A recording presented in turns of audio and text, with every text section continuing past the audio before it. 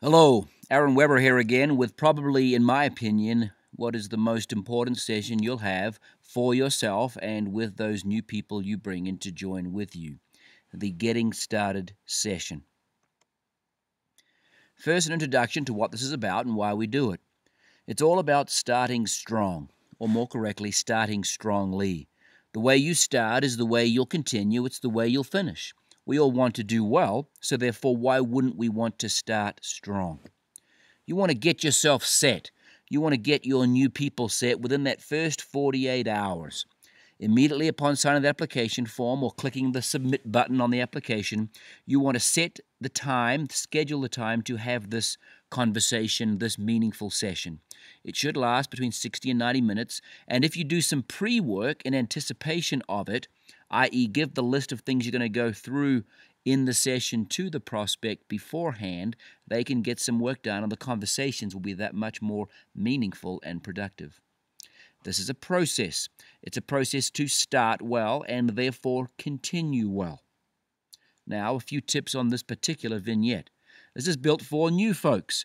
If perchance you haven't had this session or your sponsor doesn't do it with you or for you, you can take yourself through this somewhat self-guided tour or require it of them, knowing full well what it is they should provide. Or, for most of you, and more correctly, as the sponsors, this is to train you and give you some guidance on what you should be doing with your new people to start them well. Remember, you're a sponsor from a genealogical perspective, but also from the more broad definition of that word. You're a mentor, a teacher, a helper. It is your job to assist with, ensure, make more likely the success of those you bring into the business. Let's give you the setting for this particular session. Number one is the cycle that we talk about. Number one is the vision, the inspiration. Why are we doing this? This is actually part of this session. Number two, the DMO, the daily method of operation. This particular getting started session is the setup for that. So it covers one, somewhat. Number two, very well. Number three, again, the event structure, somewhat. An introduction to that. Remember, new folks need to be aware of, trained in numbers 1, 2, and 3. 4, 5, and 6 can come down the track as we go forward. They don't need to worry about that, but they do need to be aware it's there so they understand the context within which they're working. That is, to invest in themselves, continue to improve themselves. This process of edification, both giving, receiving, and the way we carry ourselves or comport ourselves. And then number 6, this lifestyle experiences that we're working towards and giving us a taste of, which brings us back to that vision in that cycle that we've referred to in a previous vignette. So, let's start. Well, that's the key, isn't it? You've just got to start. Signing the form or clicking the submit button is not starting. That's just paperwork. You've got to do something. And if you're going to do something, you may as well start doing those things that are productive. Start well. That's the point of this session, is to increase the velocity and the likelihood of success because you are starting well, well-trained, well-focused, and doing those things that are the most productive. It sets you and your people up for success. You want to follow the steps as outlined. There are 10 things you're covering in this getting started session, both pre and at, but you also want to make those steps yours. These 10 steps are tried, proven, tested. There are resources at your disposal to make them a continual study focus for you, but at the same time make them yours. Yes, there's language here we use. Yes, there's a process we follow. We certainly recommend you do so. But don't feel so bound by it that you need to do it blindly without injecting some of your own enthusiasm, personality, and entrepreneurship. So, here's the session. First of all, who's the most excited person in this process? It's not the new person. They are excited, and certainly we want to channel that enthusiasm. But the most excited person is you, the one that's brought them in. Your business is now moving. You want to do the session within 48 hours of them signing their paperwork. You may, and I certainly recommend, give them the session agenda beforehand. Have them do some pre-homework so the conversations, as mentioned earlier, are that much more productive and engaging. The whole process of this is to, as I call it, sharpen your pencils. Get ready to go to work more productively. You don't want to have to down tools because you don't quite know how to use those tools or that those tools even exist. That's the whole point of this session.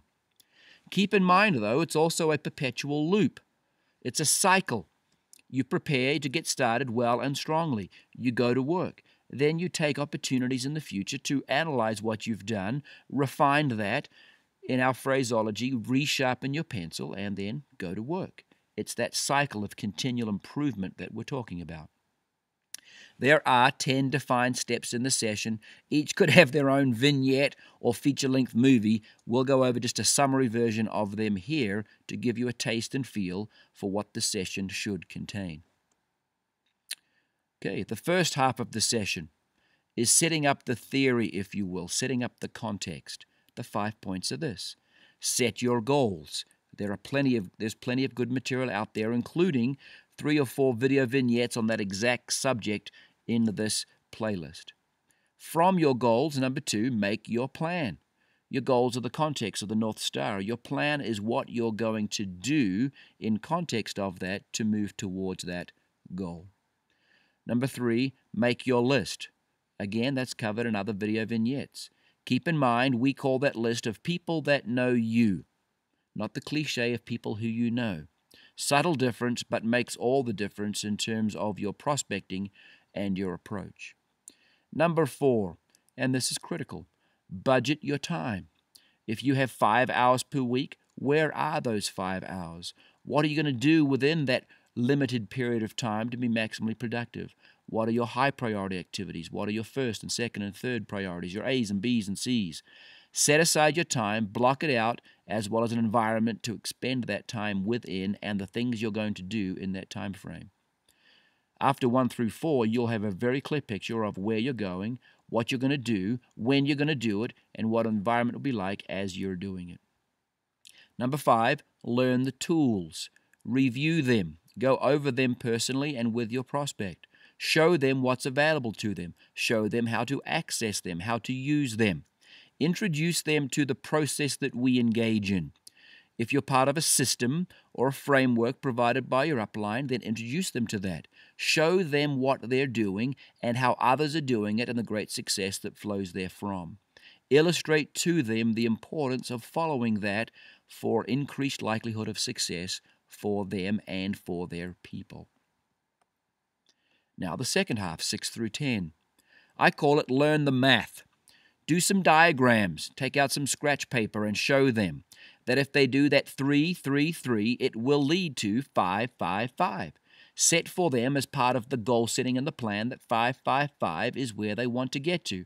Remember, that is 5 customers, 5 productive frontline business partners, and helping them get their 5s. That's that third 5. And the way you get there is to do 3, 3, 3 or 4, 4, 4, whatever it may be. The midpoint, the focal point, what we recommend as a starting point is 3, 3, 3, which is 3 invitations using the tools per day will lead to 3 presentations using the tools and your uplines per week will lead to 3 people joining you, more likely exactly how you got started, per month. That process of daily, weekly, monthly activity is what will lead to the goals, as big as they may be, and initially your 5, 5, and 5s. Number 7, introductions to the team and upline. Let them know that there is more than just you that is there to support them. Make those personal introductions, the telephonic introductions, an email introduction. Share the communication data, phone numbers, Skype addresses, email addresses, so that these new folks know they have a team of people around them and behind them. That if perchance they want a different voice, they know how to access that. If perchance they want different questions answered that maybe you're not qualified to, they know where they can go to with you or even independent of you. Have them comfortable making those connections. Number 8, place your orders. If you're in a buy it or build it scenario, place your building order, place your buy it order, top up your building order to a buy it order. Get all those orders in place, again, demonstrating that process. These may have already been placed when they initially signed up. That's fine. Cycle back through that again and set up now that auto ship. It's critical to the economic returns to have that in place on file and again demonstrates how to do it in system. Number 9, get plugged in. What's going on? What's coming up? What's next? What's the cycle? What's the routine? What is the event structure, to use the terminology of that cycle of success? Get them registered for events. Get them registered for systems and processes and frameworks. Get them in the know, or if not in the know per se, certainly knowing where to go by virtue of being connected and plugged in to get that information, data, and help. And then number 10, have them return and report to you, and you and they return and report to your upline as part of that introduction process. There is value in returning and reporting, letting someone know what you've done, holding yourself accountable, and allowing someone else to be engaged in that process. Ideally, you're accountable to yourself and to your goals, but there is value. There is a great level of discipline that comes when you know you want to, and it's helpful to return and report to a supportive third party. So some tips. A great question I find to ask in training is this: have I explained that well enough to you? That puts the burden on you as the teacher, not them as the student. Particularly for us gentlemen, when we're asked, do you understand that, the answer is an automatic yes. Because even if we don't, don't want to demonstrate our stupidity or lack of concentration or our apparentness in that regard. By asking, have I explained that well enough, we put the burden on me. And we're more likely, if there is confusion, for them to be honest and say, well, no, I don't really understand that, i.e., you didn't explain that well enough. A great question to ascertain and allow for a comfortable environment to ascertain that level of understanding. To that point, teach to understanding, not to completion. You're not trying to rattle off a checklist here. If it needs to be 2 sessions, if you run out of time, that's fine. Be efficient in your use of time. Don't belabor the point, but make sure there is understanding, not just rattling off a checklist. To this point, be what you teach. Teach from what you are. If you're asking others to do X and Y and Z or Z, then have done that yourself or be on that current path. When people join you, when they get started, they're going to say, well, Mr. Brown, what did you do your first month? What do you think I should do? With full credibility and full moral authority, and from the way you talk and walk, you want to show them as well as tell them what to do.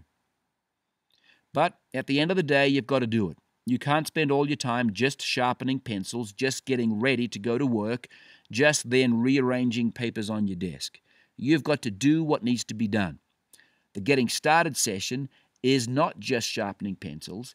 It is sharpening pencils to ensure enhanced productivity, success, returns, likelihood of success as you and your new people go forward. But you've got to do what needs to be done, even though this session is more preparatory to that. So, set the pattern. Train your folks. Walk the talk. Be available to them. Let them know your periods of availability and the best way to get hold of you. Be proactive, particularly in that first month or 2, in following up with them, in ensuring that assignments are completed. Don't make it some master-slave relationship, but make it a mentor-teacher relationship, where they could probably teach you a thing or two as well. There is value both ways in this process, and each time you do it, because it's an iterative process, you'll get better and better, more trained, more capable, more focused, and more able to get all your subsequent new people off to a much, much better start. For your new people, you may want to join with them as they teach their new people the Getting Started session. Begin that true duplication.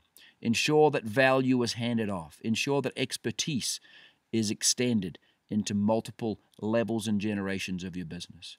If we bring people in, if we set them up well with nice sharp pencils and organized desks and help them start strongly, all is well, and all is well very, very quickly. Thank you.